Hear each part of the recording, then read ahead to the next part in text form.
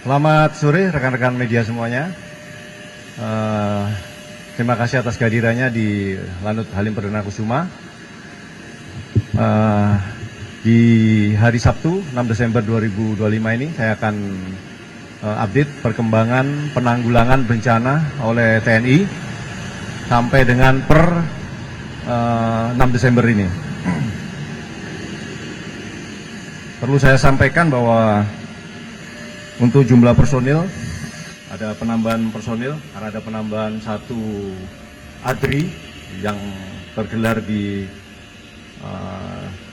daerah bencana, maka jumlah total personil yang terlibat adalah 30.864. Kemudian jumlah pesawat angkut 18 pesawat, helikopter 36 helikopter, KRI, ulangi kapal TNI yang dilibatkan ada 16 kapal, 14 KRI dan 2 ADRI. Kemudian hingga total pelibatan seluruh alutsista pesawat maupun KRI ada 70 unit sampai dengan saat ini. Kemudian untuk bantuan melalui udara, total bantuan melalui udara barang yang didistribusikan dari Halim Perdana Kusuma ke berbagai pangkalan aju, yaitu Medan, Padang, Banda Aceh, Lok Sumawi, Sibolga, dan Rembele, itu sampai dengan saat ini jumlah 271,39 ton bantuan.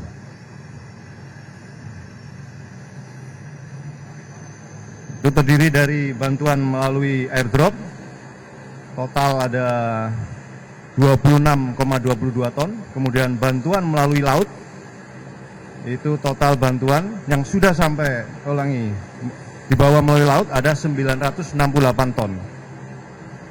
Sehingga total bantuan logistik yang sampai ke daerah sasaran dalam hal ini daerah bencana ada 1.265,61 ton. Terkait perkembangan upaya-upaya TNI dalam penanggulangan bencana ini, bahwasanya seperti yang saya sampaikan, pembangunan akses jalan jembatan Beile itu terus dilaksanakan dan dipercepat. Ada total 18 jembatan, itu di Aceh ada 6 yang sedang dibangun dan 2 buah di Biren, kemudian 4 proses pembangunan. Di Sumatera Barat ada 8 titik, kemudian di Sumatera Utara ada 4. Kemudian TNI juga terus terlibat dalam upaya untuk penyediaan dapur umum atau dapur lapangan. Ya, ada total ada 21 dapur umum atau dapur lapangan, 6 di Aceh, 11 di Medan, dan 4 di Sumatera Barat. Dilaksanakan oleh Bekangdam. Kemudian penyediaan air bersih, tergelar mobil RO reverse osmosis ada 9 buah, 6 di Iskandar Muda, kemudian 1 di Bukit Barisan dan 2 di Tuanku Imam Bonjol, Sumatera Barat. Saya sangat berterima kasih untuk rekan-rekan media maupun masyarakat, banyak yang terus memberikan informasi update bagaimana pelaksanaan penanggulangan bencana di sana, baik itu bersifat penyampaian pernyataan yang positif maupun sifatnya membangun, ya, dalam artian memberikan hal-hal yang kekurangan-kekurangan yang di lapangan, ya. Jadi saya sangat berterima kasih. Sebagai contoh, itu semalam itu kami mendapat info tentang kondisi rumah sakit umum daerah di Aceh Tamiang, ya. Jadi disampaikan bahwa masih ada personil yang dirawat inap, namun kondisinya tidak layak. Oleh karena itu, pada hari Kamis itu personil dari Kodim Aceh Tamiang sudah meluncur ke sana melaksanakan pembersihan, karena mengingat memang akses jalan rumah sakit umum daerah itu tertutup oleh mobil-mobil akibat banjir. maka dibutuhkan tenaga yang lebih besar. Maka di hari Jumat kemarin penambahan menjadi 100 orang melakukan proses recovery operasi di Rumah Sakit Umum Daerah Aceh Tamiang. Ya, walaupun memang dari sisi peralatan akibat banjir tidak dapat berfungsi kembali, namun setidaknya layak untuk rawat inap sementara. Ya, jadi alhamdulillah proses upaya-upaya untuk melaksanakan perbaikan layanan publik terus dilaksanakan oleh prajurit-prajurit kita di sana. Ya, itu terkait dengan kondisi Rumah Sakit Umum Daerah di Aceh Tamiang. Saya kira itu dari saya sebagai pembuka. Nanti akan ada penyampaian lebih detail dari Kadis Penal, kemudian Kadis Pen Angkatan Darat dan Kadis Pen Angkatan Udara terkait dengan gelar maupun kegiatan yang dilaksanakan. Kami persilakan Kadis Penal.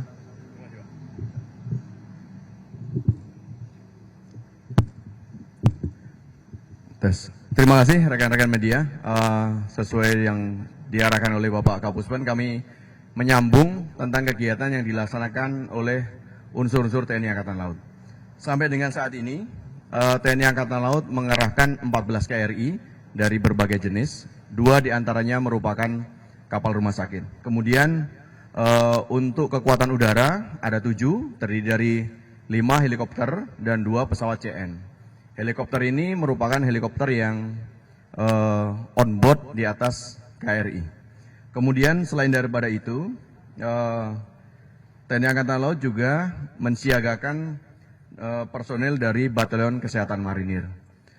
Juga melibatkan komando-komando kewilayahan yang berada di sekitar daerah terdampak bencana, yaitu Kodaeral 1 di Belawan dan Kodaeral 2 yang ada di Padang. Total pelibatan personil sampai dengan saat ini yaitu 3.452 personil. Kemudian untuk disposisi ataupun penggelaran KRI sampai dengan saat ini ada 3 KRI yang standby di Jakarta. Salah satunya yaitu KRI Bontang yang merupakan kapal perang jenis tanker yang akan memuat bahan bakar solar sebanyak 2.000 kiloliter. Saat ini masih dalam proses untuk loading bahan bakar yang akan didistribusikan ke daerah-daerah yang terdampak. Segera setelah penuh, selesai pengisian akan berangkat ke daerah yang membutuhkan. Kemudian 9 KRI sudah tergelar di area operasi, terbagi ke dalam 2 area operasi secara besar, yang sebagian berada di pantai timur Sumatera, dan yang satunya lagi berada di pantai barat Sumatera. Kemudian 2 KRI masih perjalanan dari daerah wilayah timur menuju ke Jakarta dalam rangka untuk persiapan pengangkutan bahan-bahan kontak yang akan digunakan dalam perbantuan. Kemudian khusus untuk satuan tugas yang berada di wilayah Belawan, fokus kepada mempercepat pendistribusian bahan kontak, kemudian juga melaksanakan embarkasi personil ke KRI Dr. Suharto, karena KRI ini merupakan KRI jenis rumah sakit yang turut melaksanakan pelayanan kesehatan, bakti kesehatan kepada masyarakat, termasuk juga apabila ada prajurit TNI yang mengalami kendala kesehatan. Kemudian selain daripada itu juga melaksanakan embarkasi maupun debarkasi bahan-bahan kontak dari titik-titik pengumpulan ke daerah-daerah yang akan dituju. Demikian juga untuk yang berada di daerah Padang, fokus kepada pencarian korban, kemudian penyelamatan, juga pendistribusian bahan kontak supaya lebih cepat sampai ke daerah-daerah sasaran. Demikian Pak Kapus dari TNI Angkatan Laut. Terima kasih. Mungkin dari TNI Angkatan Darat ada penambahan? Silakan. Baik, terima kasih rekan-rekan media. Kami atas izin Kapuspen menambahkan kemarin satu kapal Adri 52, nomor lambungnya 52, juga sudah berangkat dari Tanjung Priok menuju kodam-kodam yang terdampak. Ada beberapa bekal yang dibawa, ada markes, ada alat berat, ada sembako itu sendiri, kemudian ada perlengkapan berupa kendaraan-kendaraan membantu masyarakat yang terdampak dan para prajurit yang berada di garis depan. Daerah sasarannya yang pertama tentu adalah Kodam Tuanku Imam Bonjol, kemudian Kodam 1 dan Kodam IM. Jadi totalnya ada 2 ADRI, kapal ADRI yang sudah bergerak. Selain bantuan-bantuan dari pusat, kodam-kodam setempat juga menggerakkan satuan-satuannya secara keseluruhan untuk membantu masyarakat. Prioritas kami adalah keselamatan masyarakat, membantu evakuasi mereka yang selamat.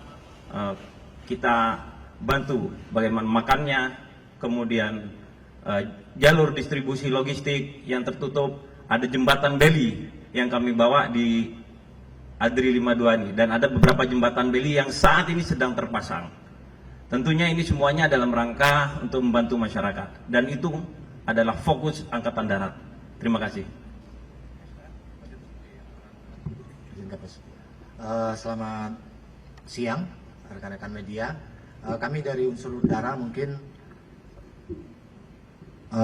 kami akan menambahkan sedikit tentang pelaksanaan kegiatan unsur udara pada hari ini. Kita terus mengerahkan sejumlah alutsista kita berupa pesawat angkut, baik itu yang berat ataupun yang sedang.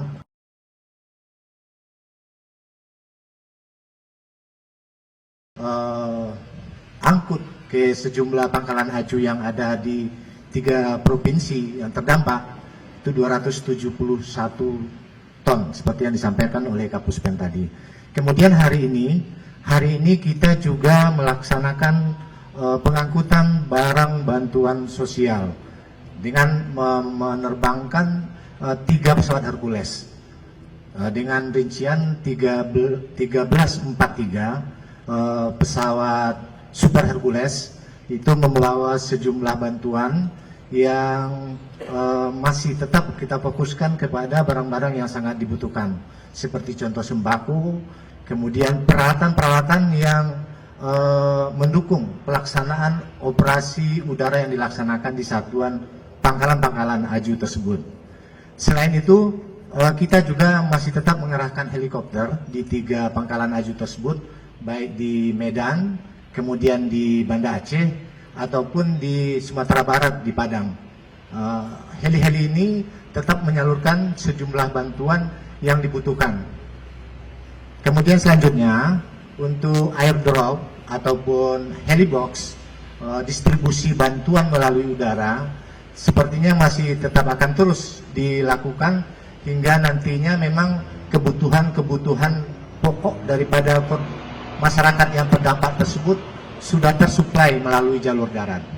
Mungkin sementara itu yang dapat kami sampaikan. Terima kasih.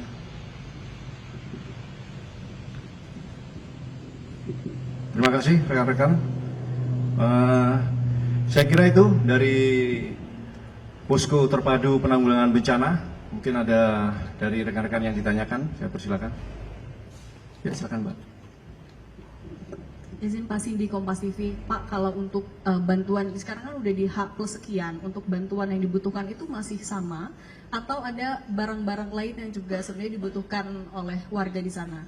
Kemudian yang kedua soal, kan terakhir akan bilang evaluasi soal airdrop dan helibox ya Pak, mungkin sekalian bisa dijelasin penyebab airdrop itu biasanya bisa rusak tuh karena apa? Yang dievaluasi itu nantinya akan apa? Sama terakhir juga soal KRI rumah sakit, penyakit yang paling banyak dikeluhkan tuh apa? Dan apakah masih butuh dokter spesialis tertentu juga Pak untuk ke sana?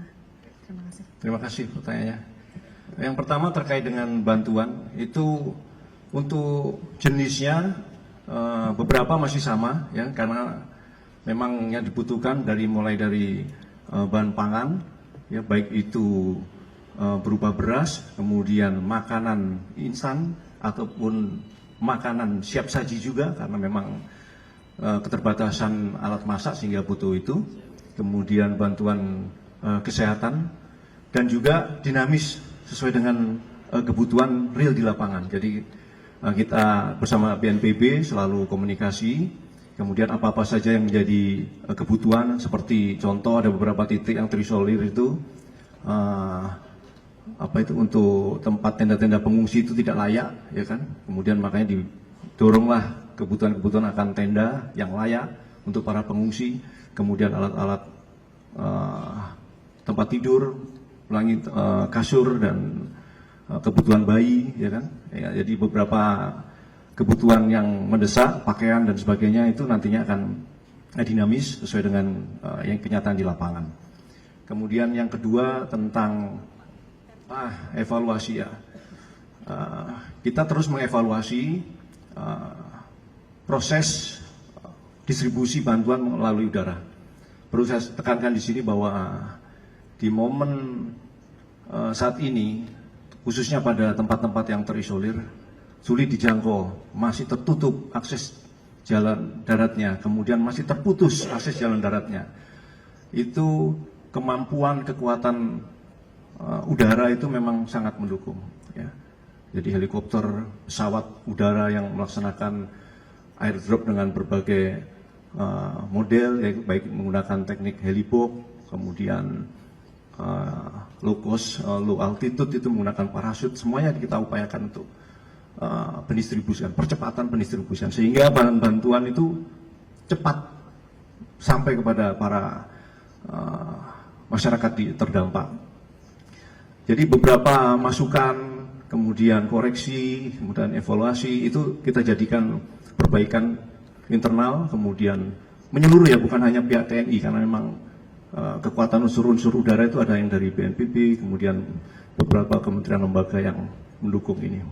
Ya, jadi kita evaluasi, kemudian saya tegaskan di sini bahwa keamanan dari kru, keamanan dari alutsista dalam ini heli maupun pesawat, serta keamanan dari masyarakat itu yang menjadi prioritas kami. Ya, jadi evaluasi tetap bagaimana percepatan pendistribusian logistik, namun tidak mengabaikan sisi keamanan. Itu tetap kita laksanakan dan alhamdulillah sampai sejauh ini semuanya berjalan baik. Karena memang kita butuh dropping zone yang layak. Sementara di daerah-daerah terisolir itu banyak tempat-tempat terbuka, medan terbuka tapi tidak layak. Jadi kelihatan luas seperti lapangan, tapi tanahnya lembek, kemudian lunak, tidak layak untuk didarati. Kemudian bekas-bekas puing yang apabila kena baling-baling itu akan berterbangan juga membahayakan alutsista. Ya, saya kira itu. Oh ya, untuk KRI silakan. Terima kasih. Saat ini ada 2 KRI jenis rumah sakit, KRI Dr. Suharto yang diposisikan di pantai timur mulai dari Aceh Tamiang, Belawan dan lain sebagainya. Kemudian satu lagi yaitu KRI Rajiman itu diposisikan di pantai barat, wilayah Sibolga, Nias dan sebagainya. Atas perintah dari Bapak Kepala Staf Angkatan Laut Laksamana Ali, dikarenakan 2 KRI ini memiliki fasilitas rumah sakit yang cukup memadai. Untuk itu akan standby dalam rangka penanganan untuk merawat pasien-pasien yang sifatnya kritis memerlukan penanganan yang segera. Sampai dengan sejauh ini pasien bisa dikategorikan ke dalam 2. Yang pertama adalah memerlukan perawatan umum dalam artian mengalami keluhan pusing dan lain sebagainya. Kemudian yang kedua adalah trauma seperti patah tulang. Untuk itu pasien-pasien tersebut sebagian ada yang dirawat di KRI Dr. Suharto yang posisinya berada di pantai timur dan sebagian dirawat di KRI Rajiman yang posisinya di wilayah pantai barat dari Sumatera. Demikian, terima kasih. Terjawab ya. Sampai dengan saat ini tentu saja karena fokus dari penanggulangan ini ada di pertolongan pertama pada masyarakat yang terdampak. Sampai dengan saat ini untuk keperluan dokter spesialis masih bisa ditangani oleh kedua KRI jenis rumah sakit tersebut. Terima kasih. Oke, yang lainnya? Ya silakan, Pak.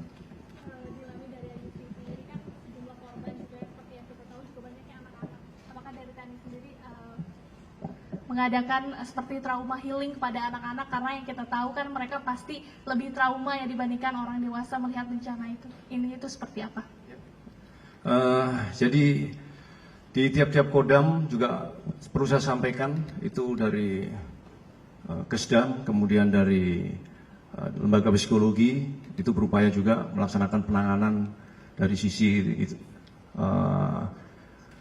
trauma healing tadi, ya kan, sehingga nantinya memang kita lihat sendiri di beberapa media sosial juga sudah mulai berjalan bersama dengan kementerian lembaga, Kementerian Sosial, kemudian Kementerian Perlindungan Anak.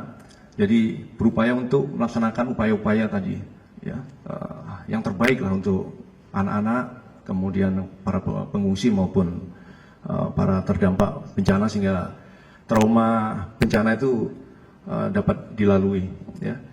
Sehingga saya lihat di beberapa media sosial juga bagus sekali, ya, para rekan-rekan masyarakat juga ikut, masyarakat yang berempati juga turut membantu di titik-titik pengungsian, ya. Jadi membantu untuk menstabilkan kembali khususnya anak-anak itu, kemudian melakukan pengajaran, pendidikan yang sifatnya memberikan hiburan kepada anak-anak, ya. Saya kira semua upaya itu kita laksanakan, utamanya untuk mempercepat titik-titik daerah-daerah yang wilayah-wilayah yang terdampak ini untuk pulih kembali, ya. Terima kasih. Yang lainnya? Cukup, ya.